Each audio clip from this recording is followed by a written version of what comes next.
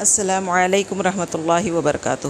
الحمد للہ وحدہ والصلاة والسلام علی من لا نبی بعدہ وعلی آلہ واصحابہ اجمعین ومن تبعہم بإحسان الی یوم الدین، اما بعد۔ وعن جابر رضی اللہ عنہ قال قال رسول اللہ صلی اللہ علیہ وسلم اتقوا الظلم فإن الظلم ظلمات یوم القیامہ واتقوا الشح فإنه أهلك من كان قبلكم، أخرجه مسلم۔ رب اشرح لي صدري ويسر لي أمري واحلل عقدة من لساني يفقهوا قولي رب زدني علما سبحانك لا علم لنا إلا ما علمتنا إنك أنت العليم الحكيم۔ ہر قسم کی حمد و ثنا، عظمت و جلالت اس رب کائنات کے لیے لائق و زیبا ہے جو تمام جہانوں کا خالق، مالک اور رازق ہے، اور درود و سلام ہو ہمارے اور آپ کے آخری نبی محمد الرسول اللہ صلی اللہ علیہ وسلم پر۔ اللہم صلی وسلم وبارک علی نبینا محمد۔ عزیز طالبات، شریعہ ڈپلومہ کورس کے اس حدیث کلاس میں آپ سب کا ایک بار پھر سے استقبال ہے۔ الحمدللہ ہم بلوغ المرام کی جو آخری باب ہے کتاب الجامع، اس میں سے حدیثیں ہم پڑھ رہے ہیں الحمدللہ۔ تو ابھی ہم برے اخلاق سے روکنا، اس باب میں سے ہم حدیثیں پڑھ رہے ہیں۔ تو ابھی میں نے آپ کے سامنے جو حدیث پڑھ کر سنا، اس کا ترجمہ ہے۔ سیدنا جابر رضی اللہ عنہ سے روایت ہے، وہ فرماتے ہیں کہ نبی کریم صلی اللہ علیہ وسلم کا ارشاد ہے، ظلم کرنے سے بچو کہ ظلم روز قیامت کی تاریکیاں ہیں، اور بخل سے بچو کہ اس بخل نے تم سے پہلوں کو ہلاک کر ڈالا۔ اس حدیث کو امام مسلم نے روایت کیا ہے۔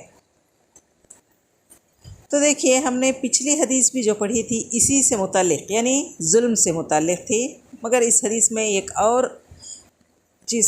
اور برائی کا اضافہ کیا گیا ہے کہ بخل سے بچو، ظلم سے بھی بچو اور بخل سے بھی بچو۔ تو اس حدیث میں دو باتیں جو بیان کی گئی ہیں، پہلا حصہ تو وہی ہے جو اس سے پہلے کی حدیث میں ہم نے ذکر کیا تھا۔ آئیے اس باب میں اس کی اور تھوڑی تفصیل دیکھتے ہیں۔ ابن الجوزی رحمہ اللہ فرماتے ہیں کہ ظلم ہوگا کس اعتبار سے؟ ظلم دراصل دل کے اندھیروں سے جنم لیتا ہے۔ انسان جو دوسروں پر ظلم کرتا ہے، ایسا کس بنیاد پر کرتا ہے؟ اس لیے کہ اس کا دل اندھیرا ہو جاتا ہے۔ جس انسان کے دل میں ایمان کا نور روشن ہو، اس کا دل روشن ہو اللہ کی طرف سے آنے والے علم سے، اس علم پر ایمان سے، اللہ تعالیٰ کی رضا سے اور اس کی اطاعت کے جذبے سے، وہ کیوں کسی پر ظلم کرے گا؟ گناہوں کے اندھیرے جب دل میں چھا جاتے ہیں اور جب انسان اللہ کی طرف سے آئے ہوئے علم سے اعراض کرتا ہے، اور جب اس کا دل ایمان یا تو ختم ہو جاتا ہے یا پھر اس کے دل کا ایمان کمزور ہو جاتا ہے، تب جا کر ظلم انسان کے اندر جنم لیتا ہے۔ ظلم دل کے اندھیروں سے پیدا ہوتا ہے۔ اگر انسان اللہ تعالیٰ کی طرف سے آئی ہوئی ہدایت سے نور لینا، روشنی لیتا، تو ضرور اس کی نگاہ ظلم کے نتائج پر پڑتی۔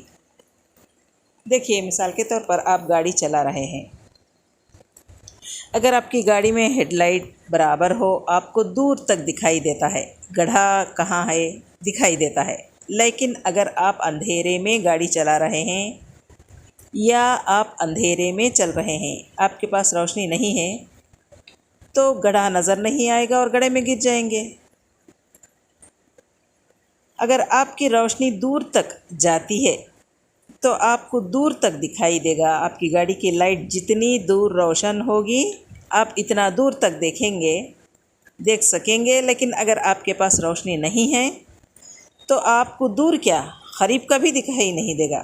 اسی لیے کہتے ہیں اگر وہ اللہ کی طرف سے آئی ہوئی نور لیتا تو ظلم کے نتائج دیکھتا۔ جب قیامت کے دن متقین اس نور کی روشنی میں چلیں گے جو اپنے تقوی کی بنیاد پر انہوں نے دنیا میں حاصل کیا تھا، متقیوں کو اپنے تقوی کی بنا پر ایک نور دیا جائے گا جو قیامت کے دن ان کے کام آئے گا اور اس کی روشنی میں وہ چلیں گے۔ اس دن ظالم کو اس کی اندھیریاں اس پر چھا جائیں گی اور اس کو اپنی لپیٹ میں لے لیں گی۔ تو اہل متقی اپنے نور میں چلیں گے لیکن ظالم اس نور سے محروم رہیں گے۔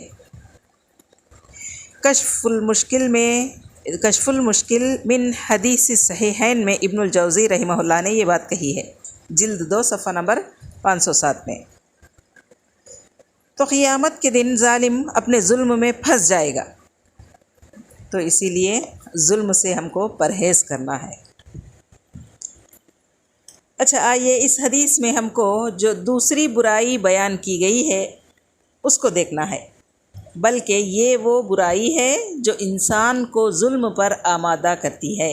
اس لیے ابن حجر رحمہ اللہ نے پہلے ظلم کی حدیث بیان کی، پھر اسی سے متصل ایک اور حدیث ذکر کی جس میں ظلم کے ساتھ ایک اور برائی جو ظلم پر انسان کو آمادہ کرتی ہے، اور وہ کیا ہے؟ بخل۔ آئیے بخل کیا ہے دیکھتے ہیں۔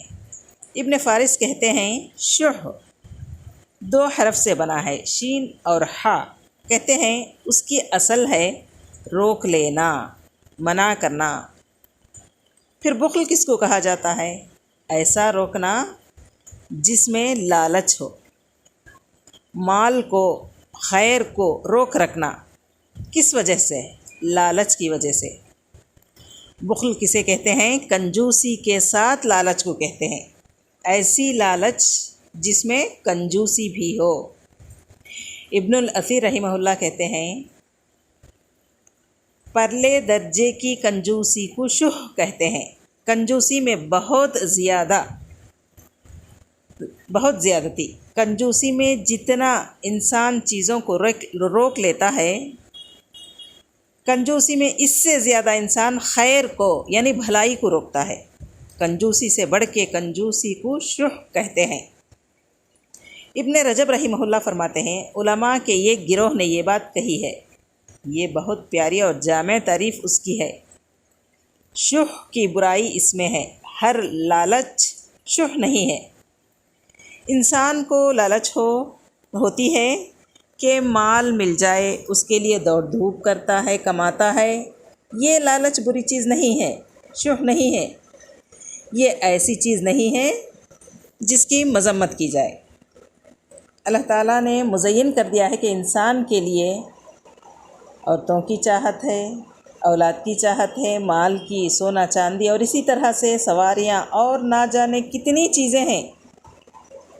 انسان ان سب چیزوں کی چاہت کرتا ہے، تو اللہ تعالیٰ نے انسان کو دنیا میں نعمتوں کے حصول کے لیے مزین کیا ہے، ان سب چیزوں کی چاہت انسان میں ڈالی ہے، اور یہی وہ چاہت ہے جس کی وجہ سے انسان چیزوں کو حاصل کرنے کے لیے کوشش کرتا ہے، اور یہ نظام دنیا کا ایسا ہی چل رہا ہے۔ یہ جو لالچ ہے یہ بری نہیں ہے، اسی کے نتیجے میں انسان حقوق ادا کرتا ہے، اس کے لیے حاصل کرتا ہے۔ ایک باپ اپنی اولاد کے لیے کماتا ہے، ایک شوہر اپنی بیوی کے لیے کماتا ہے، تو یہ برا نہیں ہے۔ اچھا، شح کیا ہے؟ شح حرام لالچ کو کہتے ہیں، یعنی بخل جو اس حدیث میں بتائی گئی ہے۔ ایسی لالچ جو انسان کو حرام تک لے جائے، ناحق کسی چیز کو طلب کرنے کی لالچ، اس کا حق نہیں ہے، وہ کسی دوسروں کا حق ہے، مگر وہ چاہتا ہے کہ وہ میں لے لوں۔ لالچ شح ہے، یا ایسی لالچ جو لوگوں کے حقوق ادا کرنے میں رکاوٹ بن رہی ہے۔ یہ نہیں چھوڑوں گا میں، یہ پیسہ دوسرے کا حق ادا کرنا ہے مگر نہیں دے رہا ہے، دوسرے کا حق اس مال کی، اس لالچ میں جو حقوق کی ادائیگی میں رکاوٹ بن جائے، یا ایسی لالچ جو دوسروں کا مال یا دوسروں کی چیزیں ہڑپنے کا ذریعہ بن جائے، اسی لالچ کو شح یعنی بخل کہتے ہیں جو بری ہے۔ یہی بات ابن رجب رحمہ اللہ کہہ رہے ہیں۔ پہلی بات شدید حرص، وہ حرام طریقے سے چیزوں کو حاصل کرنے کی کوشش کرے، وہ چیز اس کے لیے حلال نہیں ہے، اس کے پانے کی لالچ، اور لوگوں کے حقوق ادا کرنے میں وہ لالچ رکاوٹ بن جائے، ایسی لالچ بری ہے اور اس کو شح کہتے ہیں۔ شح کہتے ہیں۔ اللہ کے نبی کریم صلی اللہ علیہ وسلم کی حدیث سے معلوم ہوتا ہے کہ شح ہلاکت لاتا ہے، یہ انسان کی طبیعت میں ہے، لیکن ہلاکت تب شروع ہوتی ہے جب انسان اس لالچ کی بات ماننے لگتا ہے۔ دیکھیے، وسوسہ کسی کے بھی دل میں آ سکتا ہے، کسی بھی چیز کے بارے میں، کسی بھی گناہ کا وسوسہ آ سکتا ہے، کسی بھی چیز کی چاہت دل میں ہو سکتی ہے، لیکن اللہ رب العالمین نے انسان کو یہ صلاحیت دی ہے کہ وہ نفس کو اٹھنے والے حرام چاہتوں سے اپنے آپ کو روکے رکھے اور اپنے نفس کو پاک رکھے۔ تو نفس کی ہر چاہت پوری نہیں کی جاتی ہے، بلکہ اس چاہت سے اس کو روکا جاتا ہے۔ جیسا کہ اللہ تعالیٰ نے قرآن مجید میں ارشاد فرمایا ہے، وَأَمَّا مَنْ خَافَ مَقَامَ رَبِّهِ وَنَهَى النَّفْسَ عَنِ الْهَوَىٰ، یعنی جو شخص اپنے رب کے سامنے قیامت کے کھڑے ہونے سے ڈرتا رہا اور اپنے نفس کو بری خواہشات سے روکتا رہا، تو یہ انسان کا کام ہے۔ بخل انسان کی فطرت میں ہے، لیکن انسان کو حکم یہ ہے کہ وہ اس کی فرما برداری نہ کرے۔ اسی لیے اللہ کے نبی صلی اللہ علیہ وسلم نے ہلاکت کو جوڑا ہے کس سے؟ کہ جب انسان اپنی اس حرص کے، اس لالچ کی تابع داری کرے، اپنے نفس کا غلام بن جائے۔ دیکھیے، اسی سلسلے میں اللہ کے نبی صلی اللہ علیہ وسلم کی ایک بہت ہی پیاری حدیث ہے۔ آپ صلی اللہ علیہ وسلم نے فرمایا، 3 چیزیں ہلاک کرنے والی ہیں۔ وہ کیا ہیں؟ نمبر 1، ایسی خواہش، ایسا فلسفہ، ایسے افکار جس کی انسان پیروی کرنے لگے۔ یہ خواہشیں شریعت کے خلاف ہیں، جس کی بنیاد کتاب و سنت پر نہیں ہے، مگر اس کی انسان پیروی کرنے لگے۔ یہ ایک بات ہوئی۔ اب دوسری بات ہے ایسی لالچ جس کا انسان فرما بردار بن جائے، جہاں لالچ لے جائے گی وہاں جائے گا۔ اور تیسری بات ہے جو اس حدیث میں بتائی گئی ہے، انسان کا اپنے اوپر فخر کرنا کہ میں بھی کچھ ہوں، یہ میں نے کمایا، یہ میں۔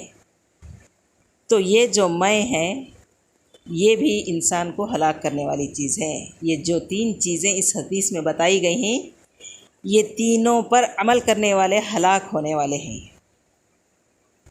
اس حدیث میں دوسری جو چیز بیان کی گئی ہے وہ ہے ایسی لالچ جس کا انسان فرما بردار بن جائے۔ معلوم ہوا کہ فرما برداری سے ہلاکت آتی ہے، صرف وسوسے سے انسان ہلاک نہیں ہوتا۔ امام الطبرانی نے اس حدیث کو روایت کیا ہے، اور صحیح جامع صغیر میں شیخ الالبانی نے 3039 پر اس کو حسن کہا ہے۔ تو یہ بخل ہے جو ایمان کے برخلاف ہے۔ ایمان انسان کو حدود میں رہنے کی تلقین کرتا ہے، لیکن بخل انسان کو ان چیزوں کی چاہت کی تلقین کرتا ہے جو اللہ کی منع ہے، جو اللہ نے منع کی ہوئی ہے۔ پھر کبھی حد اتنی زیادہ پار کر لیتا ہے کہ وہ اپنے لیے حرام کو حلال کر کے اپنے ایمان کو برباد کر لیتا ہے۔ کافر تو نہیں ہوتا ہے، مگر اپنے ایمان کو نقصان پہنچاتا ہے اور اپنے ایمان کو کمزور کر لیتا ہے۔ تو ایسے ہی لالچ کے فرما برداری کرنے سے ہوتے ہوتے کیا ہے، اس کا ایمان کمزور ہوتے ہوتے بہت زیادہ کمزور ہو جاتا ہے۔ تو یہ بخل کی یہ تفصیل تھی، یہ بخل کا خلاصہ تھا جو ہم نے اس حدیث میں دیکھا، ظلم اور بخل کا خلاصہ۔